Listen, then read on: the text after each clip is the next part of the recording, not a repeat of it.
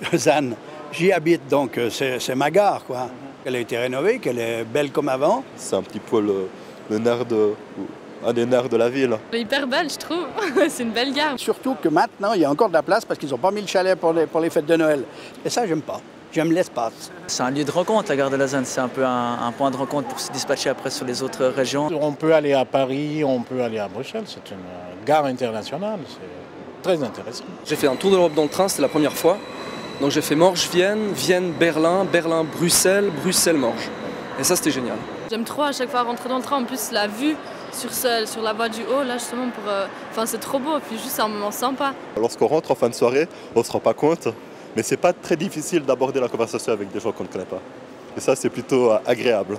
Dans le train, soit je dors, soit je lis, donc c'est pas trop de conversation dans le train. Et les tarifs, je trouve quand même c'est cher. Hein. On dit qu'il faut favoriser le transport en commun, c'est toujours la même histoire. Et en fait, ces transports augmentent régulièrement.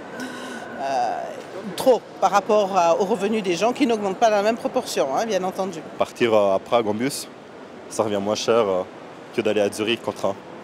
Ce qui est un peu problématique quand même. Sinon, pour les retards, il y a beaucoup de gens qui se plaignent, mais comparé à d'autres pays, je trouve que c'est bien.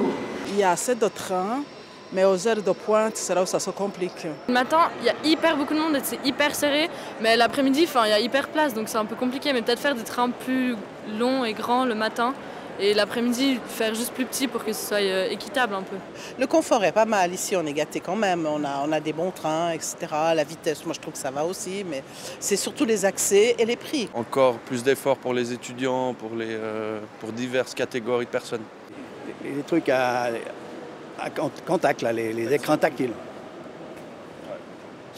C'est vraiment... Moi, je me plains pas trop, tant que c'est propre, tant que je peux m'asseoir sur le siège, tant que c'est pas sale et ainsi de suite. Je me plains pas, en fait. Je suis pas pénible à ce sujet. Le train de mes rêves, ben, il est à la maison. J'ai une collection de trains Märklin. Les vieux trains. À vapeur. Ouais, non, mais le design des vieux trains. Le Montreux-Berne, celui-là, il est beau. Et les paysages, c'est merveilleux. Moi, un train moins cher, je sais pas, avec peut-être plus de place, moins de moquettes. Je sais pas, non, j'aime bien ceci. Je les trouve pire bien, eux.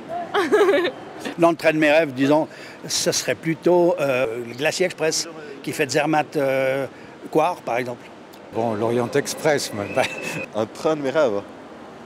Alors, bonne connexion au Wi-Fi. Puis des prises. Des prises, c'est important. Moi, le train de mon rêve, mais c'est un train qui va... Non, celui-là, il est bien, ça va. Un petit peu plus rapide, mais non, c'est bon. On est des Vaudois, qu'est-ce que vous voulez?